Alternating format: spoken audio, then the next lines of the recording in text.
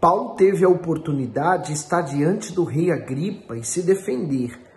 Mas vamos ver se ele usou o tempo que ele teve para falar, para se defender, ou para aproveitar e falar de Jesus. Atos capítulo 26. Vamos pedir a direção de Deus? Ó Senhor Jesus, o Senhor é o autor deste livro e o teu Espírito esteja entre nós, nos conduzindo, direcionando e falando conosco. Por isso eu entrego nosso entendimento em tuas mãos. Amém. No versículo 1. Depois Agripa disse a Paulo: é permitido a ti que te defendas? E então Paulo, estendendo a mão em sua defesa, respondeu. O bispo Macedo diz assim: é permitido que te defendas. O Senhor Jesus já havia preparado os seus apóstolos quanto ao fato de um dia eles serem levados à presença de autoridades para testemunharem a seu nome. E eles teriam em seu favor a promessa de que não precisariam se preocupar com o que haveriam de dizer, porque o Espírito Santo iria instruí-los. Paulo estava diante do rei Agripa e não podia perder a chance de mostrar a razão da sua fé no Senhor Jesus. Há várias situações na vida de um cristão em que ele precisa ter coragem, sabedoria para defender a sua fé. Muitas vezes, na escola, na faculdade, no trabalho ou no meio familiar, ele tem sua fé provada por aqueles que zombam e desprezam a Deus. Nessa hora, o seu bom testemunho diante de todos falará mais que as suas palavras. E é verdade. É tão importante você defender a sua fé, não a sua religião. Porque muitos vão atacar ou vão começar por atacar a igreja que você frequenta, o líder da sua igreja, para tentar chegar a você. Mas isso você tem que deixar, porque a igreja, a instituição tem advogado, o líder tem advogado, enfim. Esses aí se defendem por suas contas próprias. Mas o que você deve defender e blindar é a sua fé na palavra de Deus. Então, a questão de religião não se discute. Cada um tem a sua e ela decidiu por isso, você decidiu na sua fé. O que você deve defender é a sua fé. Aquilo que aconteceu com você. Por isso que o seu testemunho nessas horas é importante. Que você fale a respeito do que o Senhor Jesus fez em sua vida e que essa palavra venha se propagar. Que esse testemunho venha falar ainda mais a seu respeito aqueles que são seus acusadores. E aí agora no versículo 2 diz: tenho-me por feliz, ó rei Agripa, de que perante ti me haja hoje de defender de todas as coisas de que sou acusado pelos judeus. Mormente sabendo eu que tens conhecimento de todos os costumes e questões que há entre os judeus, por isso te rogo que me ouça com paciência. Quanto à minha vida, desde a mocidade, como decorreu, desde o princípio entre os da minha nação em Jerusalém, todos os judeus o conhecem, sabendo de mim desde o princípio, se o quiserem testificar, que conforme a mais severa seita da nossa religião vivi fariseu, e agora pela esperança da promessa que por Deus foi feita a nossos pais, estou aqui e sou julgado, a qual as nossas 12 tribos esperam chegar, servindo a Deus continuamente, noite e dia. Por esta esperança, ó rei Agripa, eu sou acusado pelos judeus, pois que julga-se coisa incrível entre vós que Deus ressuscite os mortos?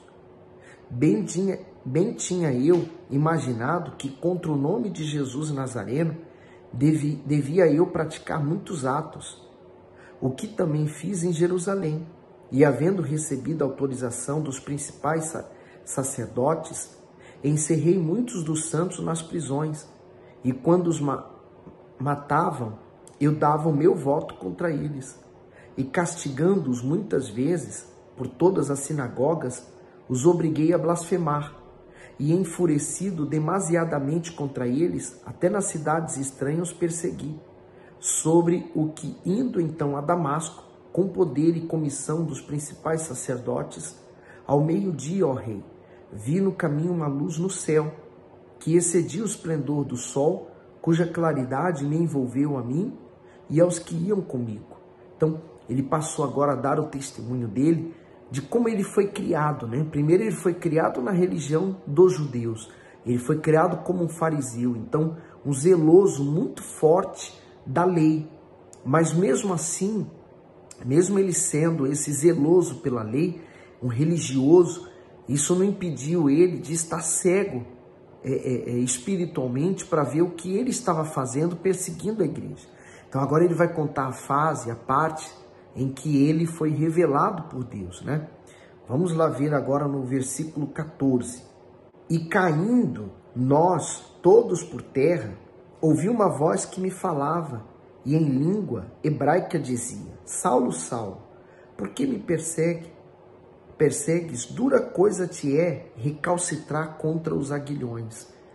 O bispo Macedo fala a esse respeito o seguinte: recalcitrar contra os aguilhões. Aguilhão era uma vara pontiaguda usada para fazer o animal de carga andar.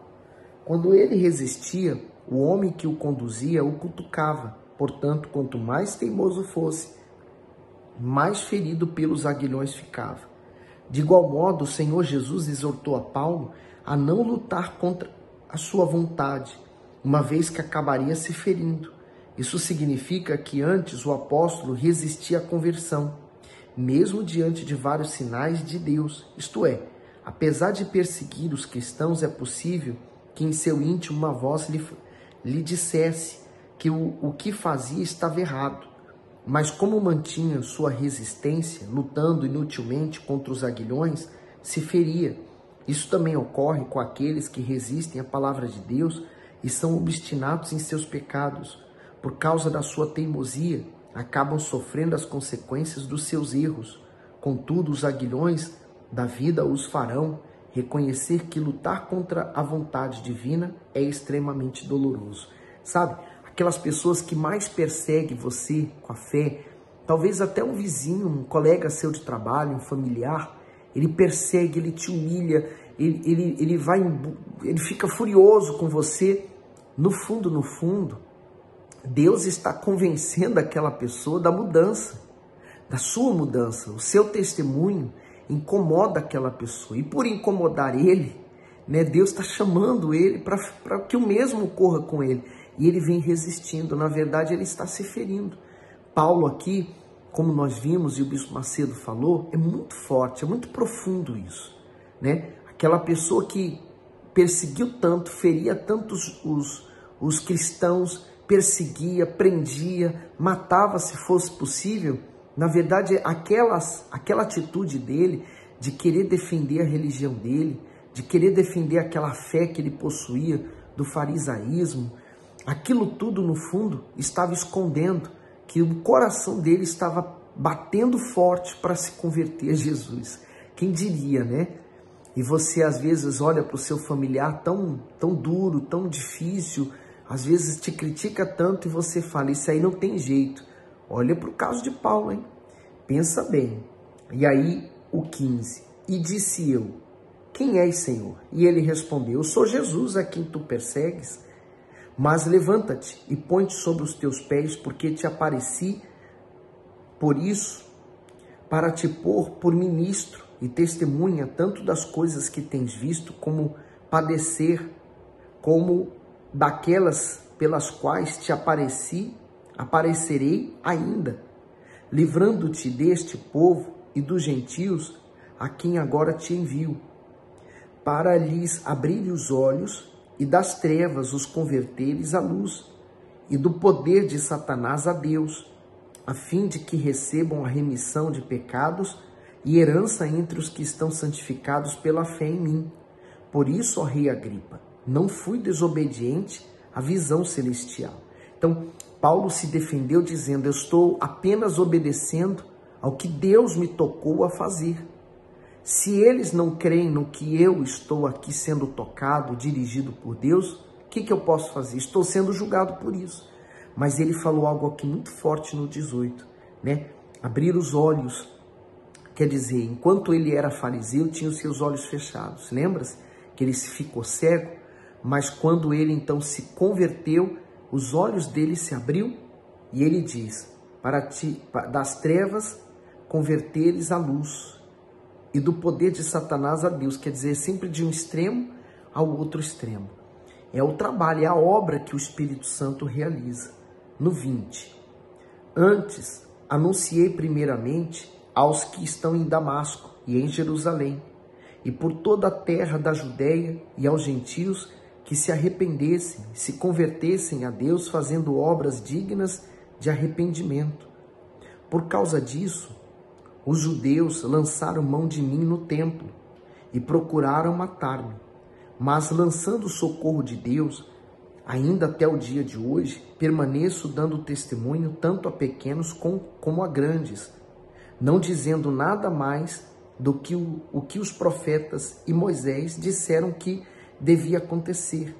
Isto é, que Cristo devia padecer e, sendo o primeiro da ressurreição dentre os mortos, devia anunciar a luz a este povo e aos gentios.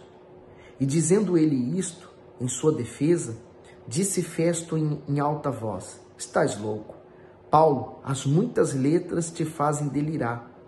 Mas ele disse: não deliro, ó potentíssimo Festo, antes digo palavras de verdade e de um são juízo, porque ele não cria na ressurreição dos mortos. Então, por essa causa, ele chamou Paulo de louco. O bispo Macedo diz assim: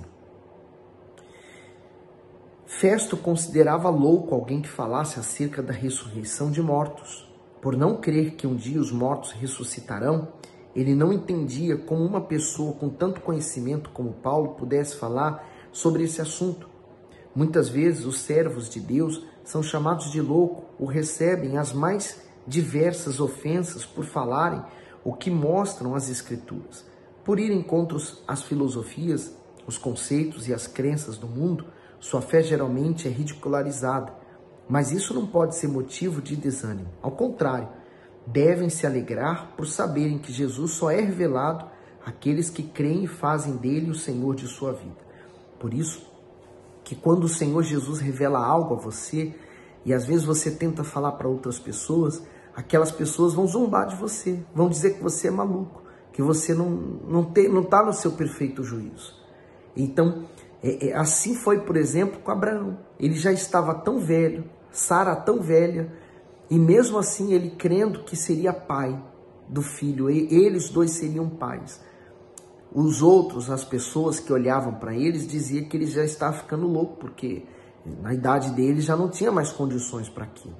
Mas a pessoa que Deus revelou lá dentro dela algo, ela se mantém firme. Para os outros que estão fora, que não entendem as coisas espirituais, vão achar que é loucura.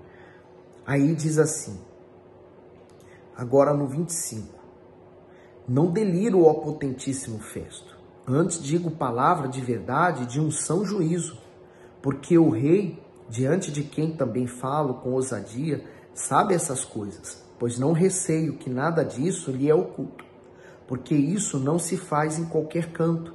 Crê tu nos profetas, ó rei Agripa? Bem sei que crês. E disse Agripa a Paulo, por pouco me persuades a me fazer cristão. Não sabemos se o que ele aqui falou foi de fato e verdade, porque estava sendo convencido a se tornar um cristão, ou se ele apenas zombou. Pelas palavras anteriores, chamando Paulo de louco, né, a gente pode deduzir que ele aqui meio que zombou de Paulo.